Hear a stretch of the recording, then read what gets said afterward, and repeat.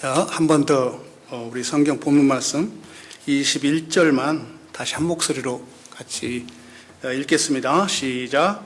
예수께서 또 그에게 소망이 있으시다. 아버지께서 나를 보내신 것 같이 나도 너희를 보내노라. 네. 어디서 오셨어요? 오신 데가 있겠죠. 어딘가. 예.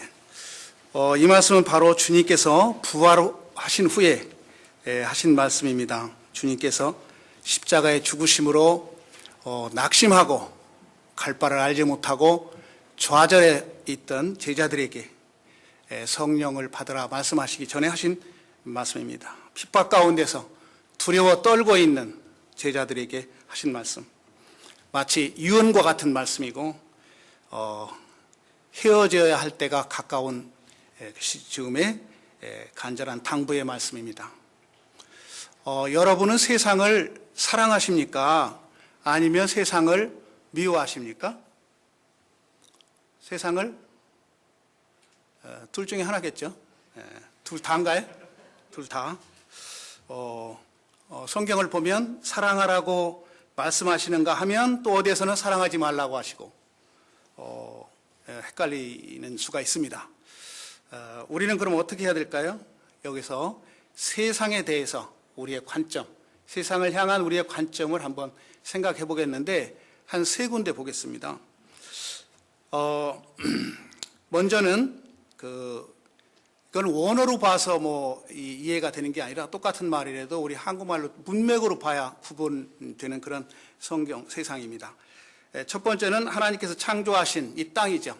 이걸 세상으로 말할 때가 있습니다. 이것은 반드시 우리가 사랑해야 할 세상이죠. 또 하나는 요한복음 16절 잘 아시는 것처럼 이 세상 속에 있는 사람들, 물리적인 어떤 지구, 땅이 아니라 이 세상 속에 살고 있는 사람들을 사랑하라고 얘기하십니다. 이 두 세상은 우리가 사랑해야 되겠죠? 적극적으로. 제가 큰 교회에 부목사로 좀 오래 있었는데 성경 공부 인도할 때마다 이런 걸 제가 기습 질문을 잘 하거든요. 그러면 두 패로 딱 갈라집니다. 갈라져가지고 권사님들이 한 패는 한 부류는 사랑해야 된다고 그러고 한 부류는 사랑해서는 안 된다고 그러고 그럴 때마다 제가 하는 말씀이 있습니다. 자, 사랑해서는 안 될 세상도 있습니다. 잘 아시는 것처럼 로마서 12장 2절이나 요한일서 성경 가지시면 한번 찾아볼까요? 요한일서 2장 15절 16절 바로 초대교회 당시에 이 성경이 기록되던 1세기에 세상이란 단어가 또 하나 이렇게 나타나는데요. 이것은 예수 그리스도와 그의 교훈을 거스리는 악한 사조, 철학, 세상 풍조 이런 것들을 말한다고 볼 수 있습니다. 잘못된 사고요. 예수를 못 믿게 하는 철학, 초등학문 같은 것들입니다. 자, 요한일서 2장 15절, 16절 한번 읽어볼까요? 시작. 이 세상이나 세상에 있는 것들을 사랑치 말라. 네, 계속 누구든지 세상을 사랑하면 아버지의 사랑이 그 속에 있지 아니하니 이는 세상에 있는 모든 것이 육신의 정욕과 안목의 정욕과 이생의 자랑이니 다 아버지께로 쫓아온 것이 아니요 세상으로 쫓아온 것이라. 여기 세상이 몇 번이나 나오나요? 네, 여기도 세상이 한 5번 이상 나오는 것 같습니다. 세상. 이것을 저는 한마디로 세상 정신이라고 말하겠습니다. 이 세상은 사랑해서는 안 되죠. 어떤 문화적인 강하게 쓰나미같이 몰려오는 문화적인 예수를 못 믿게 하는 그런 철학적인 사고, 이런 학문들, 이런 것들이 바로 사랑해서는 안 될 세상 정신이라고 저는 정의를 나름으로 내립니다. 그러면 우리가 세상을 살아가면서 사랑해야 될 세상도 있고 사랑하지 말아야 될 세상도 있는데 우리 크리스천들은 그러면 세상에서 어떻게 삶의 태도를 가지고 있는가 한번 좀 볼 필요가 있겠죠. 자, 조금 성경을 많이 찾는데요. 요한복음 17장 보실까요? 요한복음 17장은 대표로 우리가 성도들의 삶의 태도 유형들을 우리가 알 수 있습니다. 요한복음 17장 11절부터요 18절을 꼭 보시기 바랍니다. 우리가 저거 공부하면서도 자주 하는 건데 거기에 세상이라는 말이 무수히 나옵니다. 무수히 나오는데 뭘 주의해서 보시냐면 혹시 영어 성경이 가지고 계시면 영어 성경으로 보시면 좋아요. 요한복음 17장 11절 이건 대제사장의 중보 기도라고 얘기하죠. 첫째로 어디를 보냐면 11절에 2번 나오고 13절에 1번 나오는데요. In the world란 말이 나옵니다. In the world. 우리는 누구든지 믿는 사람이든 믿지 않는 사람이든 세상에 살아있다는 거예요. 세상에 살아야 된다는 거죠. 자, in the world가 있어요. 두 번째는 14절에 2번, 16절에 2번 나옵니다. of the world라고 나와요. of the world. 세상에 속하지. 이것은 뭐냐면 우리가 세상에 살고 있지만 세상에 속하지 말라는 거예요. 내용을 보면.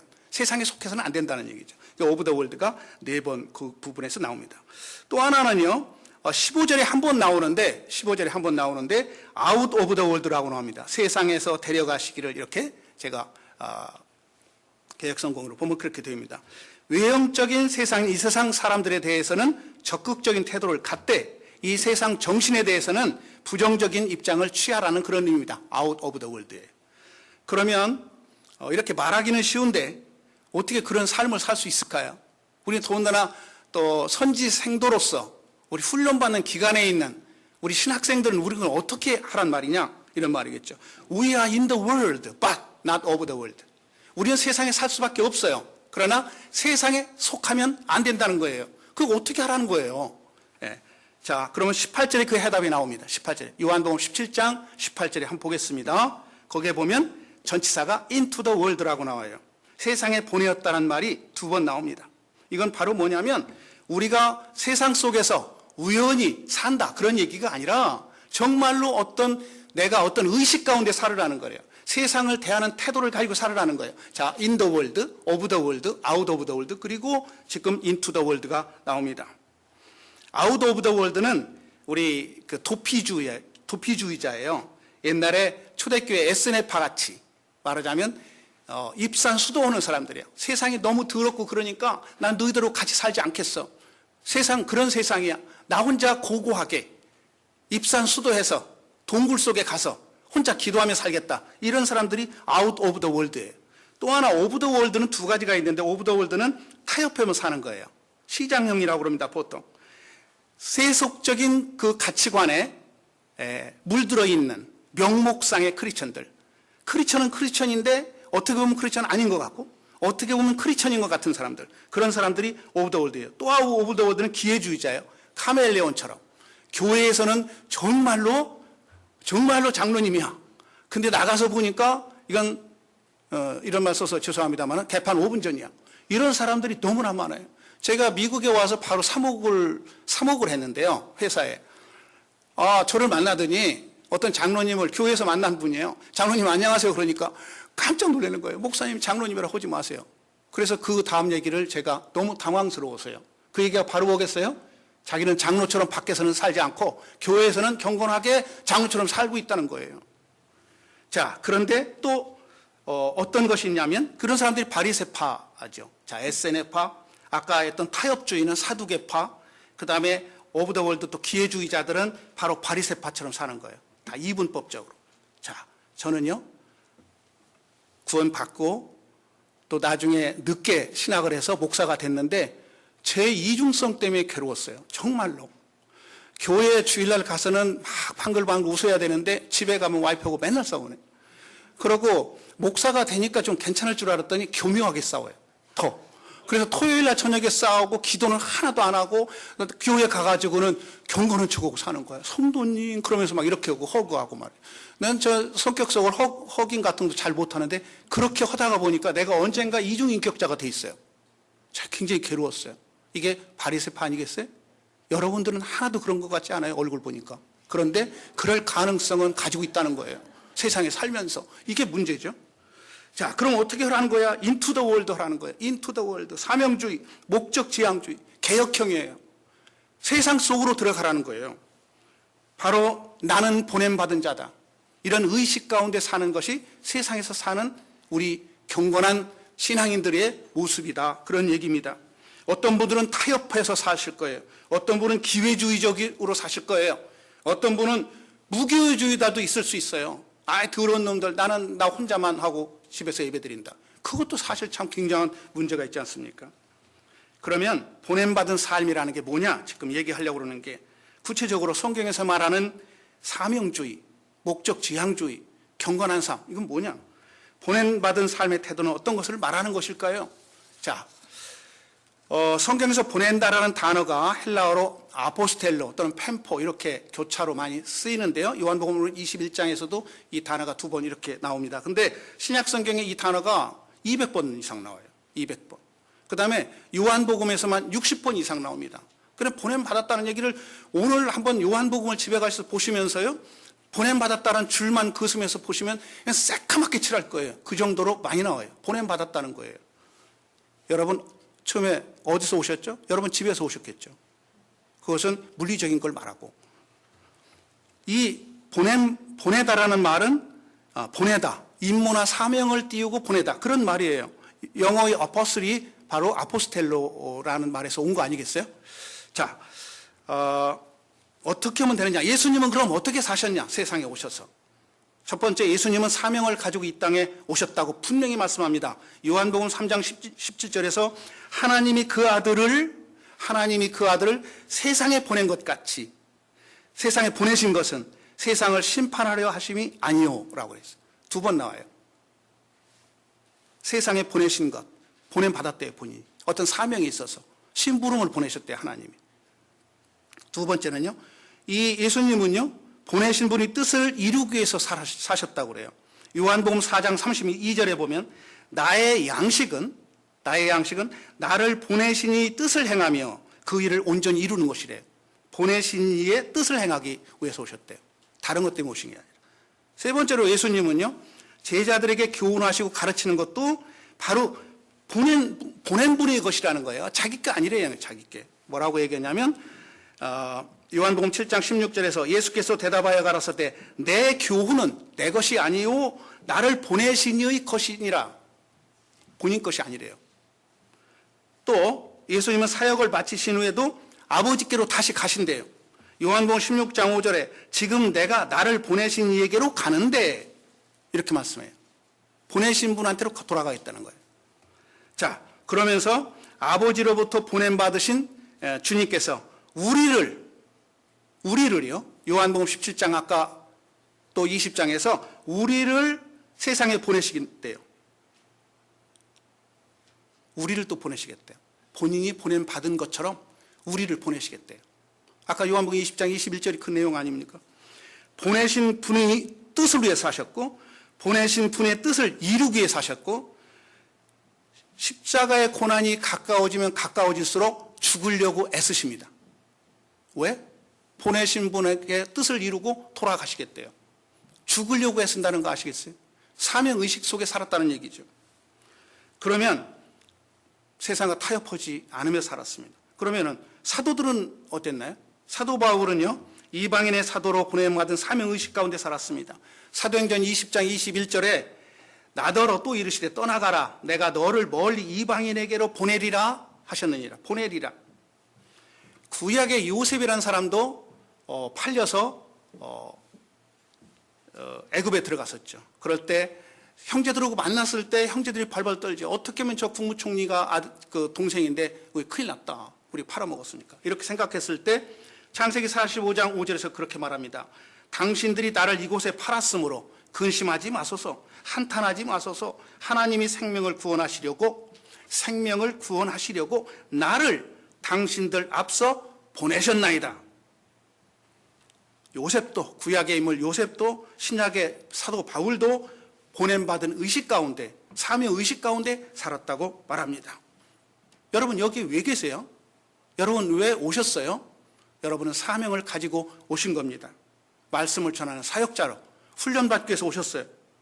자, 그리스도인은 바로 아버지께서 나를 보내신 것 같이 나도 너희를 세상에 보내노라. 그게 예수님이 우리한테 당부하시는 말씀입니다. 뭐라고요? 아버지께서 나를 보내신 것처럼 나도 너희를 세상에 보내겠대요. 근데 그 세상은 어떤 세상이에요? 여러 가지 세상이 있는데 사랑해야 될 세상이 있겠죠. 우리는 그리스도로부터 보냄받은 사람들입니다. 주님께서는 하나님 아버지 보냄받으신 것처럼 우리를 또 세상 가운데 보내시겠다고 말씀하세요.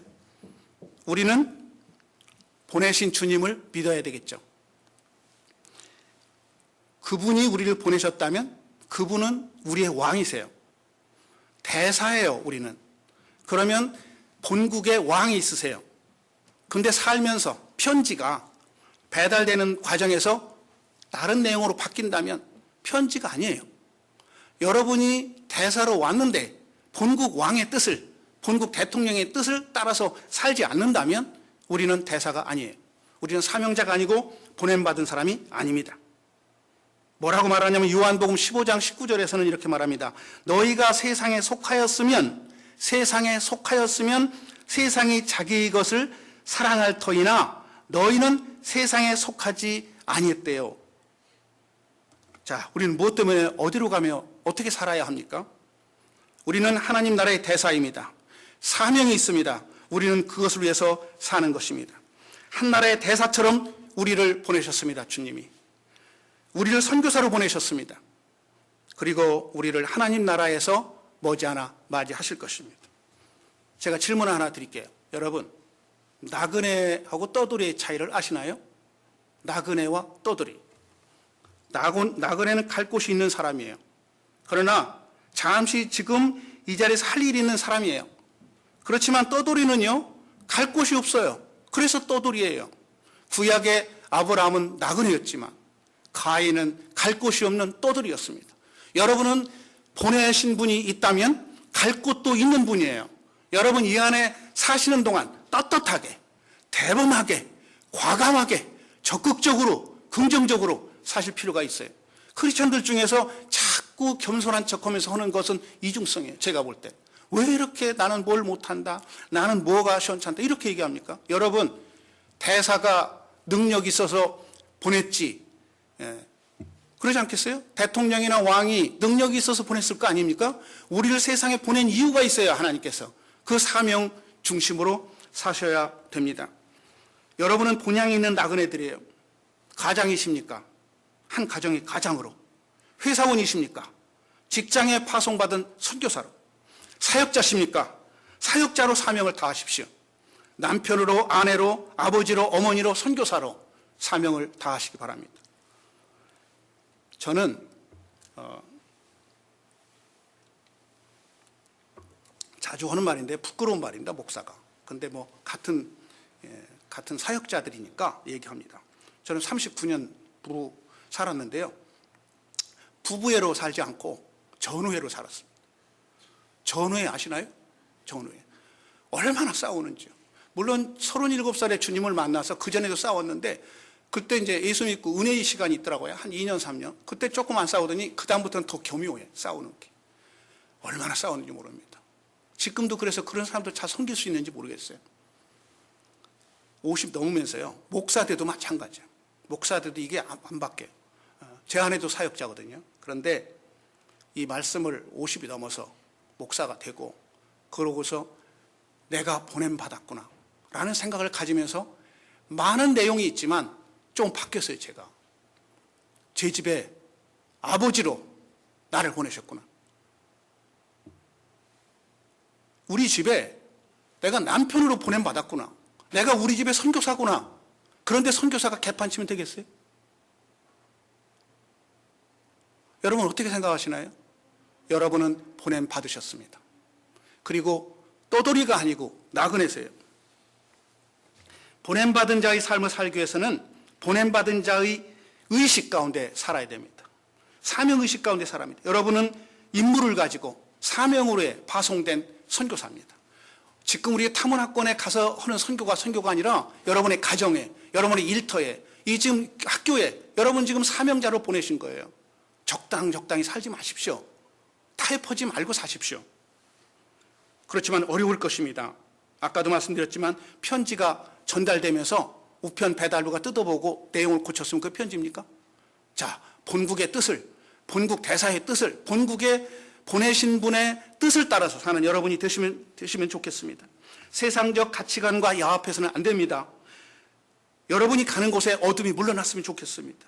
불신의 세력이 물러나야 됩니다. 우리가 말은 잘합니다. 한국의 교단이 어떻게 또 큰 목사님들이 어떻다 그런 말은 잘하는데 그럼 나는 어떤가요? 나는 어떤가요? 무슨 지금 세월호 참사 무슨 한다고 그러는데 저는 답답해요. 그런 게.